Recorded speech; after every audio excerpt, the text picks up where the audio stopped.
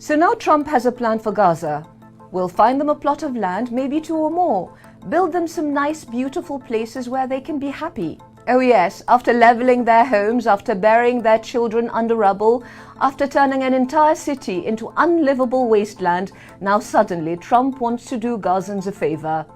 Because you see, in his mind, the problem isn't that Israel has massacred tens of thousands, displaced millions, and obliterated entire neighborhoods. No. The problem is that Gazans are still there. So what's the solution? Get rid of them. Find them a plot of land somewhere, doesn't really matter where, just not in Gaza. The excuse today? Gaza is destroyed. It is uninhabitable, as Steve Witkoff, Trump's billionaire mogul friend, put it. And whose fault is that, Steve?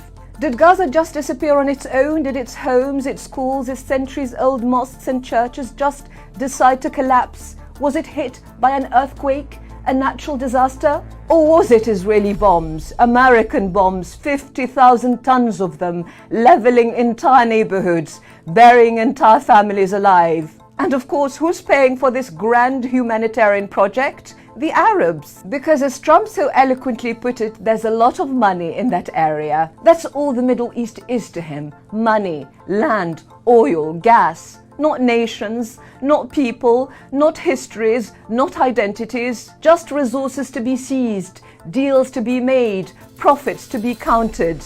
But this isn't just about business, it's colonialism dressed as capitalism. Trump isn't just another greedy developer looking for land. He is both a racist colonialist and a ruthless businessman. And the hypocrisy, the glorious hypocrisy. This is the same Trump who built his entire political brand on shutting borders. The man who ranted and raved about migrants invading America, who caged children at the border, who banned refugees, who called asylum seekers criminals and rapists. But when it comes to the Palestinians, suddenly migration is good. Suddenly displacement is necessary. Suddenly he's all about relocation and resettlement.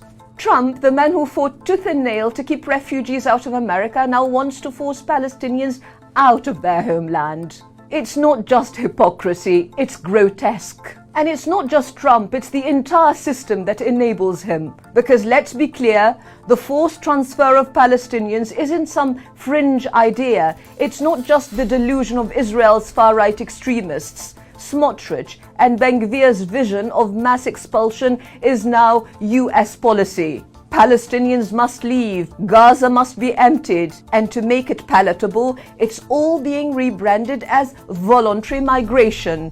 You know, Trump may think he's come up with this brilliant, unprecedented solution, but Israel has been trying to get rid of Gaza's population since the moment it occupied it. In 1967, after Israel seized Gaza, its leaders, not the far-right fanatics of today, but the so-called left-wing moderates, sat in their cabinet meetings discussing how to make Gaza disappear.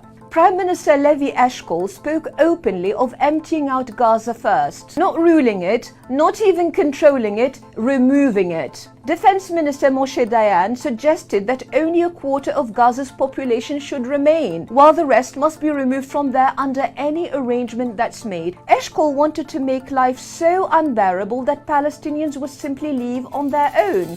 He was clear about the method. He says, and I quote, "Perhaps if we don't give them enough water, they won't have a choice because their orchards will yellow and wither."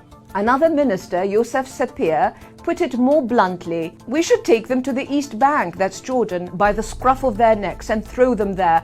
And I don't know who will take them, especially the Gaza refugees. Remember, 87 of Gaza's inhabitants are refugees from the towns and villages cleansed in 1948 to make way for Israel." The same language, the same logic, the same genocidal vision. The only difference, back then in 1967, Gaza's population was 400,000. Today, it's 2.5 million. Eshkol's plan failed, and so will Trump's. Because Gaza is not a land without a people. Gaza is not some plot for sale. Gaza is part of Palestine, and Gaza does not surrender.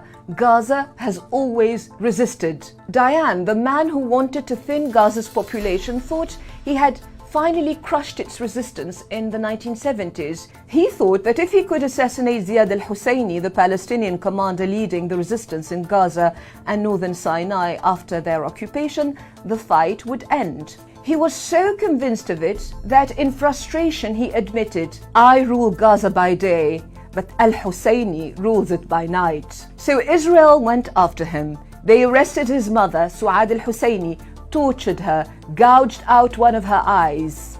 And on November 21st, 1971, they finally assassinated Ziad when he was only 32.